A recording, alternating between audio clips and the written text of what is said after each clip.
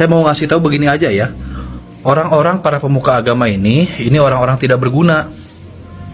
Kalau dikategorikan bisa dibilang sampah masyarakat. Jadi ngapain didengerin mereka lagi?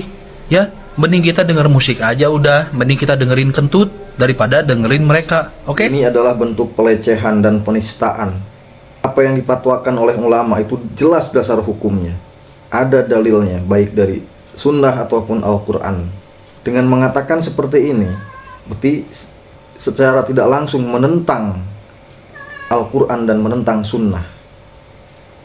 Dan kalaupun dia benci secara personal terhadap beberapa oknum pemuka agama, maka tidak selayaknya mengatakan bahwa jangan dengerin mereka.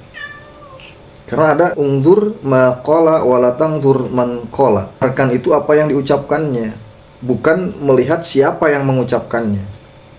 Disinilah kita diajarkan untuk objektif, bukan subjektif. Oke, kita simak lagi nih kelanjutan celotehannya. Kali ini sedang rame nih program vasektomi.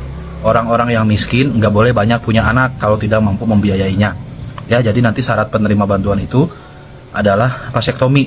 Si cowoknya udah di KB gitu loh.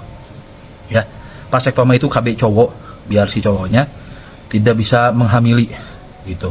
Nah, program ini banyak dikritik oleh pemuka agama karena konon katanya haram. Lalu apa tanggapan saya? Saya mau ngasih tahu begini aja ya. Orang-orang para pemuka agama ini orang-orang tidak berguna. Kalau dikategorikan bisa dibilang sampah masyarakat.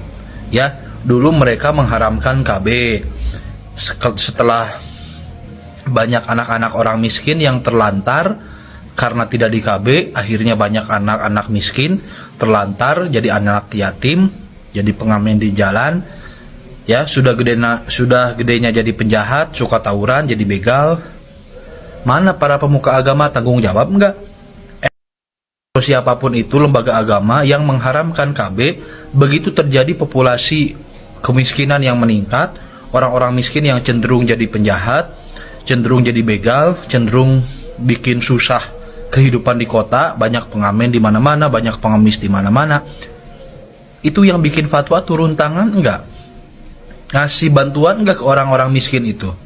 Orang-orang yang bikin fatwa itu ngasih ini enggak? Ngasih kompensasi enggak? Enggak. Jadi ngapain didengerin mereka lagi? Ya, mending kita denger musik aja udah, mending kita dengerin kentut daripada dengerin mereka. Oke? Karena memang mereka enggak guna. Enggak guna, mereka enggak ada kontribusi apapun. Mereka tidak berguna. Dulu melarang KB. Ya, setelah banyak anak-anak yang lahir di bawah kemiskinan, jadi anak yatim, menuhin dinas sosial, jadi gembel di mana-mana, terlantar di mana-mana, anak-anak itu sudah gedenya jadi penjahat, jadi begal, ya.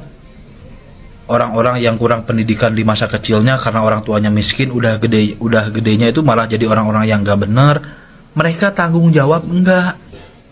Para pemuka agama yang bikin fatwa itu tanggung jawab enggak? Enggak. Ngapain dengerin mereka lagi? Sekarang sudah bukan waktunya dengerin mereka.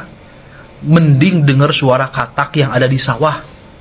Nah, terlepas dari apa yang dikatakan oleh si akun ini, ketika kemiskinan merajalela dan yang memberi fatwa tidak memberikan bantuan, itu tidak ada hubungannya dengan kebenaran dari sebuah fatwa.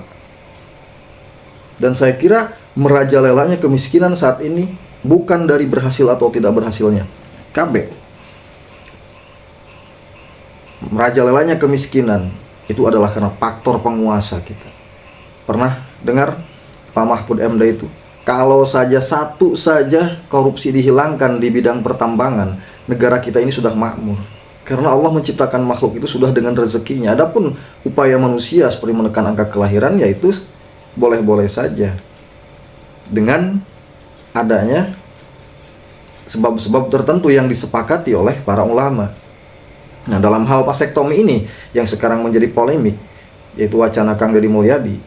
Kang Deddy Mulyadi sendiri pun tidak memaksakan kehendak. Dan kalaupun beliau diasumsikan memaksakan itu mungkin hanya karena ketidaktahuan beliau akan hukum vasektomi ini. Tapi kita melihat nyatanya Kang Deddy itu tidak memaksakan diri, karena beliau seorang muslim. Beliau tahu ketika dia menentang hukum, ketika beliau menentang fatwa ulama, itu konsekuensinya berarti menentang Al-Quran dan As-Sunnah. Dan ketika orang menentang Al-Quran dan Sunnah, kita tahu sendiri hukumnya seperti apa. Makanya Kang Deddy sangat bijaksana dalam menyikapi hal ini. Nih kita lihat pernyataan Kang Deddy seperti apa. Kemiskinan itu satu ya, satu rumah, dua jaminan kesehatan, tiga jaminan pendidikan, yang keempat jangan terlalu banyak anak.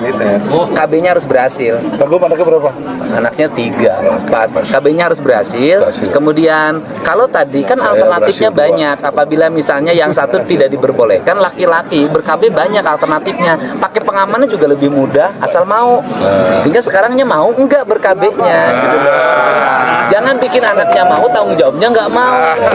Kang Deddy sendiri mengatakan bahwa masih ada alternatif lain yang bisa dilaksanakan.